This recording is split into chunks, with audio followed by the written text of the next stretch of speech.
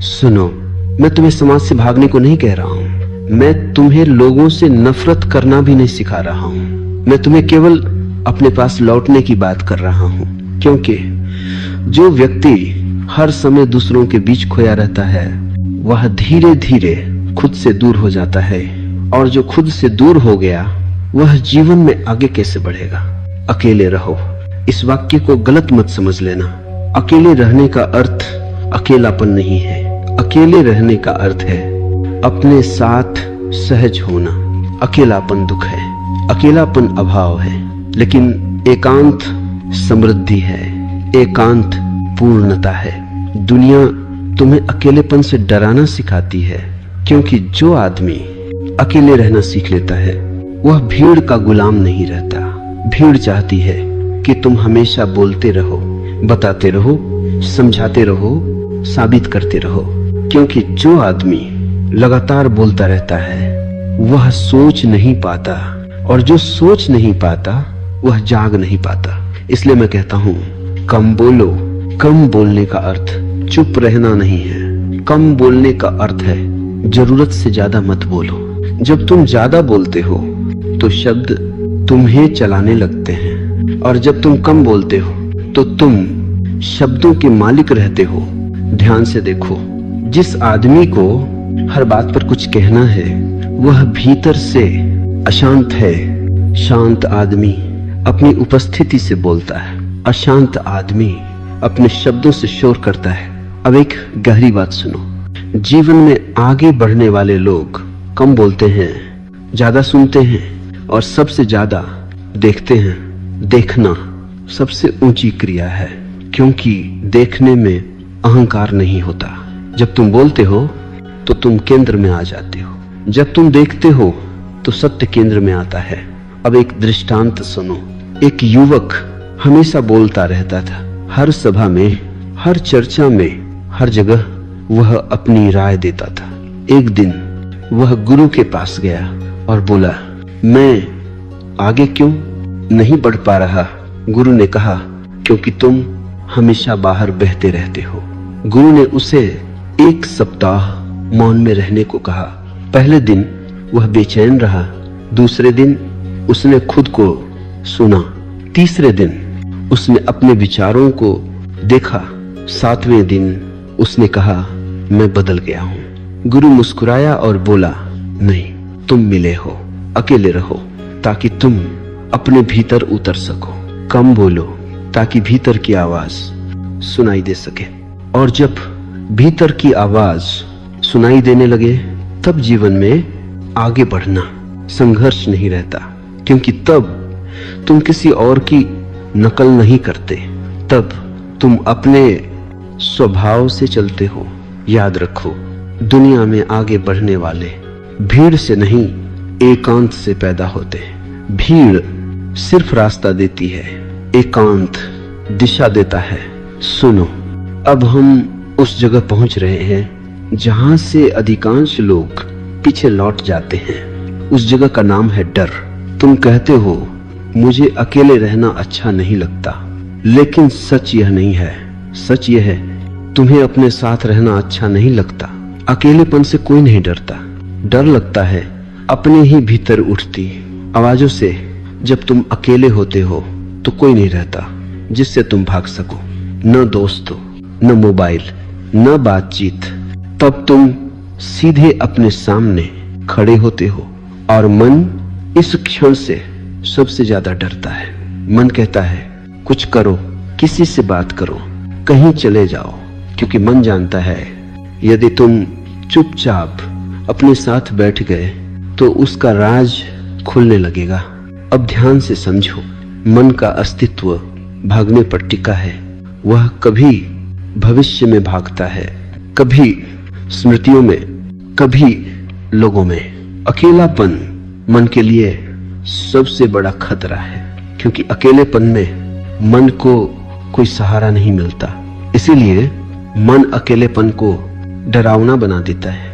वह कहता है, तुम उदास हो जाओगे, तुम पागल हो जाओगे, तुम पीछे रह जाओगे। यह सब झूठ है। मैंने हजारों उन लोगों को देखा है जो अकेले नहीं रह पाते वे भीतर से खोखले होते हैं, और जो अकेले रहना सीख लेते हैं उनके भीतर एक शक्ति जागने लगती है। अब एक दृष्टांत सुनो। एक बच्चा पहली बार अकेले कमरे में सोया, वह डर गया, उसने रोना शुरू किया। माँ ने बत्ती जलाई और कहा देखो कुछ भी नहीं है, लेकिन डर कम नहीं हुआ। फिर माँ ने कहा मैं यही हूं। डर तुरंत कम हो गया। समझे? डर अंधेरे से नहीं था, डर अकेले होने से नहीं था, डर था साथ न होने का। अब बड़ा होकर तुम वही कर रहे हो। तुम चाहते हो कोई हो, कुछ हो, कोई आवाज हो, लेकिन जब तक तुम खुद अपने लिए साथ नहीं बनते तब तक डर बना रहेगा। अकेले रहना सीखा नहीं जाता, अकेले रहना स्वीकार किया जाता है। पहले पहले असहजता होगी, मन बेचैन होगा, शरीर हिलेगा, लेकिन यदि तुम भागे नहीं तो एक दिन एक चमत्कार घटेगा, अकेलापन बदल जाएगा एकांत में। और एकांत सबसे बड़ा शिक्षक है। एकांत में तुम देखोगे तुम्हारे विचार तुम नहीं हो। एकांत में तुम देखोगे तुम्हारी भावनाएं आती जाती हैं, और एकांत में तुम पहली बार अपने केंद्र को महसूस करोगे। याद रखो, डर का अर्थ है तुम सीमा पर खड़े हो, और सीमा पर या तो तुम लौट सकते हो या तुम उड़ सकते हो।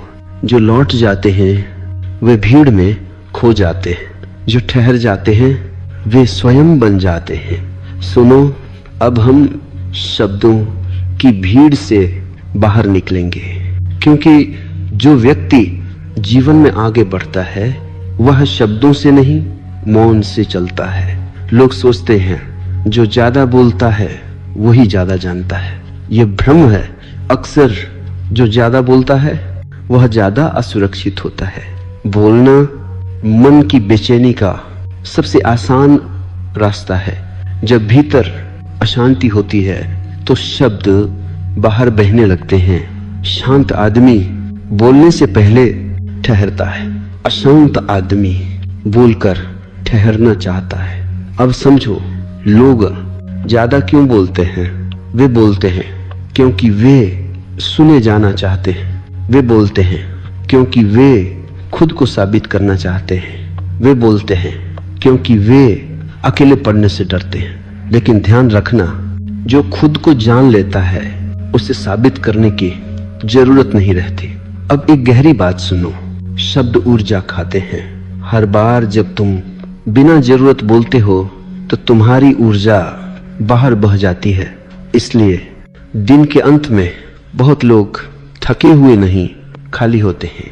वे कहते हैं मैंने कुछ किया नहीं, फिर भी थक गया। उन्होंने किया नहीं, उन्होंने बोला है। अब एक दृष्टांत सुनो। एक आदमी पूरा दिन शिकायत करता था। शाम को वह कहता मैं बहुत थक गया हूं। गुरु ने कहा तुमने काम नहीं किया, तुमने शब्दों से खुद को निचोड़ लिया। अब समझो मौन क्या है। मौन बोलना बंद करना नहीं है। मौन अनावश्यक बोलना, छूट जाना है। मौन का अर्थ यह नहीं कि तुम कभी न बोलो। मौन का अर्थ है जब बोलो तो पूरा बोलो। कम शब्द, सटीक शब्द, सच से निकले शब्द। ऐसे शब्द शोर नहीं बनते, वे संकेत बनते हैं। यही कारण है कि बुद्ध, महावीर, लाओ त्से कम बोले। उनके शब्द कम थे लेकिन भारी थे। वे शब्द नहीं थे, वे अनुभव थे। अब समझो कम बोलने से क्या घटता है। पहली बात, तुम ज्यादा सुनने लगते हो। और सुनना सबसे बड़ी बुद्धिमत्ता है। जो सुन सकता है वह सीख सकता है। दूसरी बात, तुम अपने विचार स्पष्ट देख पाते हो। जब तुम बोलते नहीं तो मन खुलकर सामने आता है, और जो मन को देख लेता है वह मन से बंधा नहीं रहता। तीसरी बात, तुम्हारी उपस्थिति गहरी हो जाती है। लोग महसूस करते हैं यह आदमी कुछ अलग है, क्योंकि वह शब्दों से नहीं मौन से बोल रहा है। अब एक बहुत महत्वपूर्ण चेतावनी, कम बोलना, दमन नहीं होना चाहिए। यदि तुम गुस्सा दबा रहे हो और बाहर से चुप हो तो यह मौन नहीं है, यह जमा हुआ जहर है। मौन तब होता है जब भीतर कुछ दबा नहीं होता, जब भीतर सब देखा गया हो। इसलिए मैं कहता हूं, पहले देखो फिर बोलो। देखना मौन को जन्म देता है। सुनो, अब मैं तुम्हें उस स्रोत की ओर ले जा रहा हूं जहां से जीवन की सारी ऊर्जा आती है। उस स्रोत का नाम है एकांत। लोग समझते हैं कि ऊर्जा खाने से आती है, आराम से आती है, लोगों से मिलकर आती है। ये आधा सच है। असल ऊर्जा आती है अपने साथ होने से। जब तुम लगातार लोगों के बीच रहते हो, लगातार बोलते हो, लगातार प्रतिक्रिया करते हो, तो तुम्हारी ऊर्जा बाहर बहती रहती है। तुम ध्यान नहीं देते, लेकिन हर बातचीत थोड़ी थोड़ी ऊर्जा ले जाती है। इसीलिए बहुत लोग कहते हैं, मैं कुछ किए बिना थक गया हूं। उन्होंने काम नहीं किया, उन्होंने खुद को लुटाया है। अब समझो एकांत क्या करता है। एकांत ऊर्जा को वापस बुलाता है। जब तुम अकेले बैठते हो, कुछ नहीं करते, कुछ नहीं बोलते, तो ऊर्जा धीरे धीरे घर लौट आती है। यह ऐसा है जैसे नदी समुद्र से फिर अपने स्रोत की ओर बहने लगे। पहले पहले अजीब लगेगा, क्योंकि जब ऊर्जा वापस आती है तो पुराने घाव दिखने लगते हैं। मन कहेगा ये अच्छा नहीं है, कुछ करो, ध्यान हटाओ। यही अधिकांश लोग भाग जाते हैं। लेकिन यदि तुम थोड़ी देर ठहर सको तो वही बेचैनी धीरे धीरे शक्ति बन जाती है। अब एक दृष्टांत सुनो। एक धनुष था, वह हमेशा तना रहता था। एक दिन धनुर्धर ने उसे ढीला कर दिया। धनुष बोला, अब मैं कमजोर हो जाऊंगा। कुछ समय बाद जब फिर खींचा गया तो तीर पहले से भी दूर गया। एकांत धनुष को ढीला करने जैसा है। जो आदमी कभी ढीला नहीं पड़ता वह एक दिन टूट जाता है। अब समझो, एकांत और सृजन का संबंध। दुनिया की सारी महान रचनाएं एकांत में पैदा हुई हैं। कविता भीड़ में नहीं आती, संगीत शोर में नहीं उतरता, दृष्टि बहस में नहीं जन्म लेती, वे मौन में जन्म लेते हैं। क्यों? क्योंकि सृजन भीतर से आता है और भीतर तब खुलता है जब बाहर कम हो जाता है। अब समझो, अकेले रहने से डर क्यों लगता है? क्योंकि एकांत तुम्हें तुम्हारे सामने खड़ा कर देता है और अपने सामने खड़े होने का साहस बहुत कम लोगों में होता है। लेकिन वही साहस जीवन को आगे ले जाता है। याद रखो, भीड़ में सुरक्षा होती है लेकिन दिशा नहीं। दिशा एकांत में मिलती है। जो आदमी अपनी दिशा नहीं जानता वह कितना भी तेज चले कहीं नहीं पहुंचता। एकांत तुम्हें रुकने का साहस देता है और जो रुक सकता है वही सही दिशा में चल सकता है। सुनो, अब मैं एक बहुत जरूरी भ्रम तोड़ने जा रहा हूं, क्योंकि तुम कहते हो मैं जीवन में आगे बढ़ना चाहता हूं, लेकिन रुक कर पूछो आगे किस दिशा में? अधिकतर लोग आगे बढ़ने का अर्थ समझते हैं, और ज्यादा पाना, और ज्यादा बनना, और ज्यादा दिखना। मैं तुमसे कहता हूं ये आगे बढ़ना नहीं है, यह केवल भीड़ में तेज चलना है। आगे बढ़ना तेज चलना नहीं है, आगे बढ़ना है सही दिशा में चलना। और दिशा भीड़ से नहीं मिलती, दिशा एकांत से मिलती है। भीड़ तुम्हें गति देती है, एकांत तुम्हें दिशा देता है। अब समझो लोग क्यों थक जाते हैं। वे दिन रात भागते रहते हैं लेकिन भीतर कहीं नहीं पहुंचते। क्यों? क्योंकि वे दूसरों की मंजिल अपनी मंजिल समझ लेते हैं। दूसरों की परिभाषा में जीने वाला व्यक्ति कभी संतुष्ट नहीं होता। अब एक दृष्टांत सुनो। एक आदमी पहाड़ पर चढ़ रहा था। वह बहुत तेज था, सबको पीछे छोड़ रहा था। थोड़ी देर बाद उसे लगा मैं गलत पहाड़ पर हूं। समझे, तेज होना व्यर्थ है यदि दिशा गलत हो।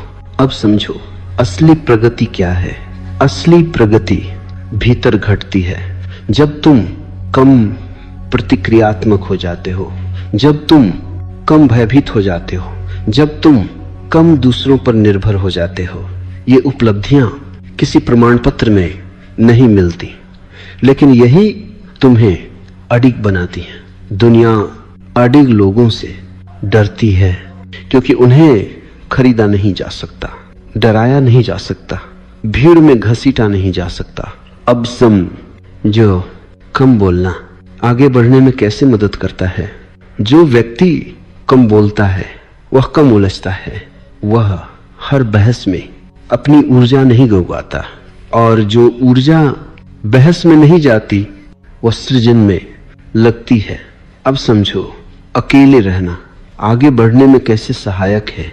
जो अकेला रह सकता है वह गलत संगत में फंसता नहीं, वह सिर्फ इसलिए कहीं नहीं रुकता कि उसे डर लगता है। अकेले होने से अकेले रह सकने वाला व्यक्ति स्वतंत्र निर्णय ले सकता है और जीवन में आगे वही बढ़ता है जो अपने निर्णय खुद लेता है। अब एक गहरी बात सुनो, आगे बढ़ना ऊपर जाना नहीं है, आगे बढ़ना गहरा जाना है। ऊपर जाने वाले जल्दी गिरते हैं, गहरे जाने वाले स्थिर रहते हैं। जब तुम अपने भीतर गहरे उतरते हो तो तुम्हारे कर्म अपने आप परिपक्व हो जाते हैं, तब सफलता तुम्हारे पीछे आती है। और जो व्यक्ति सफलता के पीछे भागता है वह अक्सर खुद को खो देता है। सुनो, अब मैं तुम्हें एक असुविधाजनक सत्य बताने जा रहा हूं। दुनिया तुम्हें आगे बढ़ते हुए नहीं देखना चाहती, वह चाहती है कि तुम उस जैसे रहो। भीड़ का एक ही नियम है, अलग मत दिखो। जो अलग दिखता है उससे भीड़ घबराती है, क्योंकि अलग व्यक्ति भीड़ के झूठ को उजागर कर देता है। भीड़ कहती है ऐसे कपड़े पहनो, ऐसे सोचो, ऐसे बोलो, ऐसे जियो, और तुम सोचते हो अगर नहीं किया तो मैं पीछे रह जाऊंगा। यही डर तुम्हें भीड़ में बांधे रखता है। लेकिन ध्यान रखना, भीड़ में रहने से सुरक्षा मिलती है लेकिन स्वतंत्रता नहीं, और बिना स्वतंत्रता के आगे बढ़ना संभव नहीं है, क्योंकि आगे बढ़ने का अर्थ है अपने भीतर से चलना। अब समझो भीड़ कैसे काम करती है। भीड़ तुमसे तुम्हारी मौलिकता छीन लेती है, वह तुम्हें तुलना सिखाती है। वह आगे है, वह ज्यादा सफल है, वह ज्यादा सम्मानित है। तुलना आत्मा का सबसे बड़ा जहर है। जो व्यक्ति तुलना में जीता है वह कभी शांत नहीं हो सकता, और अशांत व्यक्ति आगे नहीं बढ़ता, वह बस भागता है। अब एक दृष्टांत सुनो। एक मछली समुद्र में रहती थी। उसने सुना नदी में रहने वाली मछलियां ज्यादा तेज होती हैं। वह नदी में चली गई, वहां वह मर गई। समझे, तेज होना पर्याप्त नहीं है, अपने स्वभाव में होना सबसे जरूरी है। भीड़ तुम्हें तुम्हारे स्वभाव से दूर ले जाती है, एकांत तुम्हें वापस तुम्हारे स्वभाव में लाता है। इसलिए जो व्यक्ति अकेले रह सकता है वह भीड़ के दबाव में नहीं आता, वह फैशन से नहीं अंतर्दृष्टि से चलता है। अब समझो भीड़ से अलग होने का मतलब क्या नहीं है। इसका मतलब समाज छोड़ना नहीं है, इसका मतलब लोगों से नफरत करना नहीं है, इसका मतलब है भीतर से स्वतंत्र होना। तुम भीड़ में रह सकते हो लेकिन भीड़ तुम्हारे भीतर न रहे, यही स्वतंत्रता है। अब एक बहुत महत्वपूर्ण बात, जो व्यक्ति अकेले चलने का साहस रखता है वह अकेला नहीं रहता। धीरे धीरे उसके आसपास सही लोग इकट्ठा हो जाते हैं, क्योंकि सत्य को पहचान लेता है। लेकिन पहले तुम्हें भीड़ से अलग होना पड़ेगा। सुनो, अब मैं उस शब्द को छूने जा रहा हूं जिसके पीछे पूरी दुनिया भाग रही है, सफलता। और शायद तुम भी दुनिया ने सफलता की एक बहुत शोर वाली परिभाषा बना दी है। ज्यादा पैसा, ज्यादा पहचान, ज्यादा तालियां। लेकिन मैं तुमसे कहता हूं, यह सफलता नहीं है, यह केवल प्रदर्शन है। सफलता का असली प्रश्न यह नहीं है तुम्हारे पास क्या है, असली प्रश्न है तुम क्या हो। मैंने ऐसे लोग देखे हैं जिनके पास सब कुछ है लेकिन वे अपने साथ बैठ नहीं सकते, और मैंने ऐसे भी देखे हैं जिनके पास बहुत कम है लेकिन वे अपने भीतर घर पर हैं। अब बताओ कौन सफल है? दुनिया बाहरी उपलब्धियों को गिनती है, चेतना भीतरी शांति को पहचानती है। अब एक दृष्टांत सुनो। एक व्यक्ति बहुत ऊंचे पद पर पहुंचा। लोगों ने कहा तुम सफल हो गए। रात को वह अकेला बैठा और रो पड़ा। उसने कहा मैं सब कुछ बन गया सिवाय अपने। यही त्रासदी है। अब समझो क्यों सफलता अक्सर खालीपन लाती है, क्योंकि लोग सफलता तक पहुंचते पहुंचते खुद को खो देते हैं। वे जो नहीं है वह बनते जाते हैं और जो है वह धीरे धीरे मर जाता है। कम बोलो ताकि तुम दूसरों की अपेक्षाओं में खो न जाओ।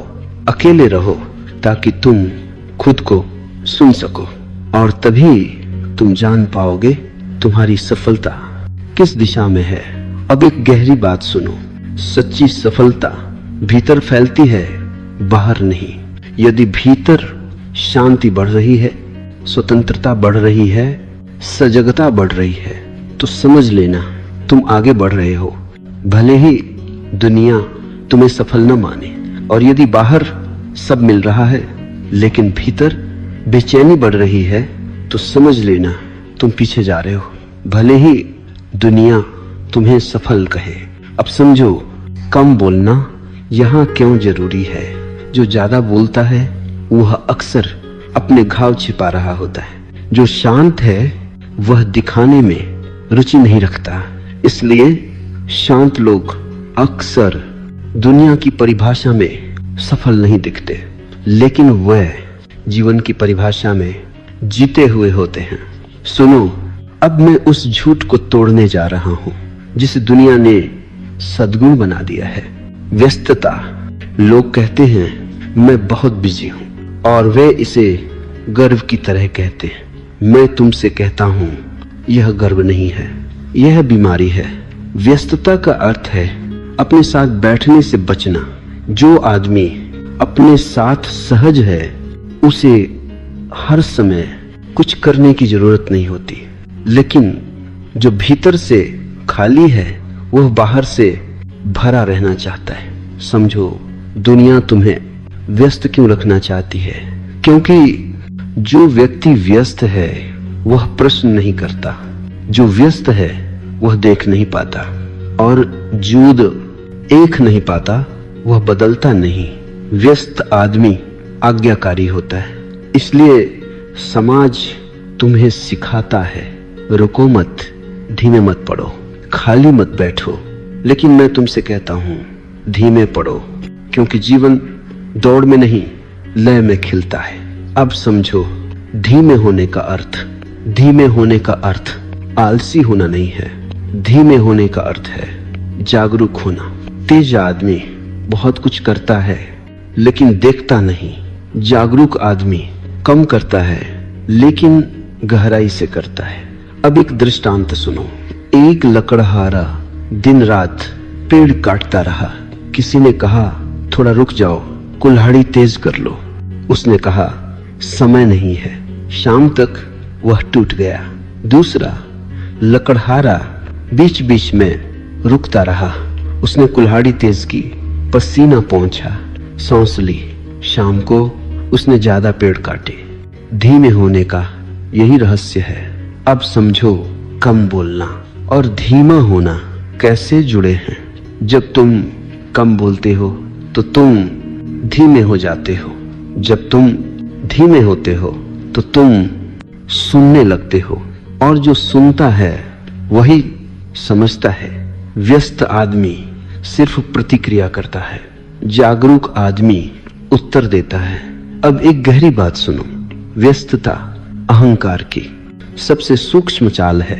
अहंकार कहता है देखो मैं कितना जरूरी हूं, लेकिन जो सच में जरूरी है वह शोर नहीं करता। बीज शोर नहीं करता, वृक्ष शोर नहीं करता। शोर हमेशा खालीपन से आता है। इसीलिए जो जीवन में आगे बढ़ता है वह अपनी व्यस्तता घटाता है, वह समय बचाता नहीं, समय में उतरता है। सुनो, अब हम उस जगह आ गए हैं जहां जीवन की दिशा वास्तव में तय होती है। उस जगह का नाम है निर्णय। लोग मुझसे पूछते हैं मैं सही निर्णय कैसे लूं? मैं उनसे कहता हूं पहले सही मौन में उतरो, क्योंकि निर्णय कभी भी भीड़ में नहीं होते।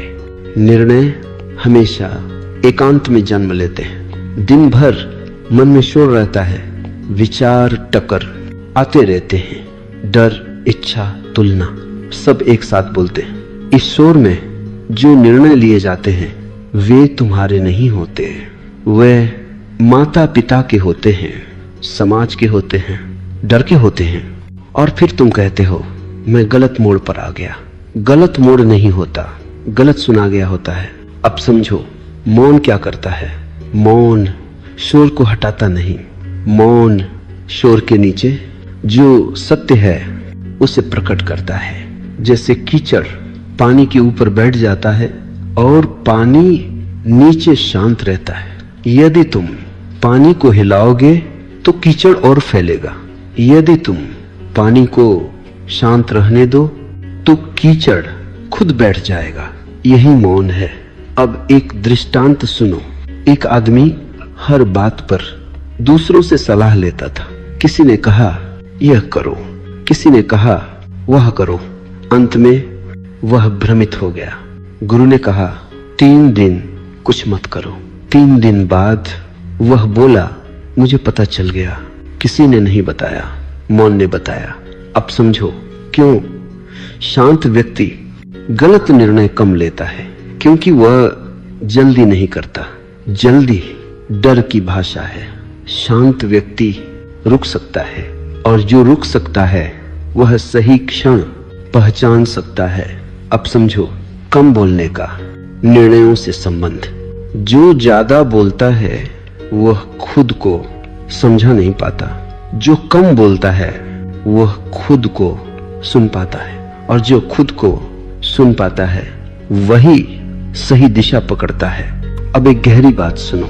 सही निर्णय हमेशा शांत होते हैं। वे उत्तेजित नहीं होते, वे साबित नहीं करते, वे शोर नहीं मचाते। गलत निर्णय हमेशा बहुत तर्क देते हैं। सही निर्णय बस होते हैं, उनमें एक सहज हाँ होती है या एक शांत नो। यदि तुम्हारे निर्णय में बहुत बेचैनी है तो समझ लेना वह मन से आया है। यदि निर्णय के बाद शांति है तो समझ लेना वह केंद्र से आया है। सुनो, अब मैं कुछ नया नहीं कहूंगा। अब मैं केवल सब कुछ एक जगह रख दूंगा, क्योंकि सत्य नई बातों से नहीं समग्र दृष्टि से प्रकट होता है। अब तक तुमने 3 सूत्रों को धीरे धीरे समझा। अकेले रहो, कम बोलो और आगे बढ़ो। लेकिन अब इन्हें अलग अलग मत देखो। ये 3 नहीं है, ये एक ही प्रवाह है। अकेले रहना पहला कदम नहीं है, यह आधार है। जब तुम अकेले रह सकते हो तभी तुम स्वतंत्र हो। जो अकेले नहीं रह सकता वह भीड़ का गुलाम है, और गुलाम आगे नहीं बढ़ता, वह सिर्फ आदेश बदलता है। अकेलापन मत समझना। मैं जिस अकेलेपन की बात कर रहा हूं वह दुख नहीं है, वह है अपने साथ होने की क्षमता। जिस दिन तुम अपने साथ सहज हो जाते हो उसी दिन तुम दूसरों के साथ भी सहज हो जाते हो। अब दूसरा सूत्र, कम बोलो। कम बोलना चुप्पी नहीं है, कम बोलना सजगता है। शब्द तब निकलते हैं। जब भीतर कुछ हिल रहा होता है और मौन तब उतरता है, जब भीतर सब ठीक हो जाता है। जो व्यक्ति हर समय बोलता है वह खुद को सुन नहीं पाता, और जो खुद को सुन नहीं पाता वह अपनी दिशा कैसे पहचानेगा? कम बोलने से तुम्हारे भीतर एक जगह बनती है, उसी जगह में निर्णय जन्म लेते हैं, उसी जगह में साहस उठता है, उसी जगह में आगे बढ़ने की दिशा साफ होती है। अब तीसरा सूत्र, आगे बढ़ो, लेकिन अब तुम जानते हो आगे बढ़ना तेज होना नहीं है, आगे बढ़ना है सच होना। सच अपने साथ, सच अपने स्वभाव के साथ, सच अपने मौन के साथ। जो व्यक्ति भीड़ के साथ तेज चल रहा है वह आगे नहीं बढ़ रहा, वह केवल खुद से दूर जा रहा है। और जो व्यक्ति धीरे चुपचाप अपने भीतर से चल रहा है वही वास्तव में आगे बढ़ रहा है। अब एक अंतिम दृष्टांत सुनो। एक यात्री दो रास्तों के बीच खड़ा था। एक रास्ता भीड़ से भरा था, शोर था, तालियां थी। दूसरा रास्ता खामोश था, खाली था, अकेला था। उसने पहले रास्ते पर कदम रखा, तालियां मिली, लेकिन मन बेचैन रहा। फिर वह लौटा और दूसरे रास्ते पर चला। कोई ताली नहीं, कोई देखने वाला नहीं, लेकिन हर कदम पर वह और हल्का होता गया। अंत में वह मुस्कुराया। उसने कहा, मैं पहुंच गया। कहां? अपने पास। यही अंतिम बोध है। जीवन में वास्तव में आगे वही बढ़ता है जो अकेले रह सकता है, कम बोल सकता है और भीतर से चल सकता है।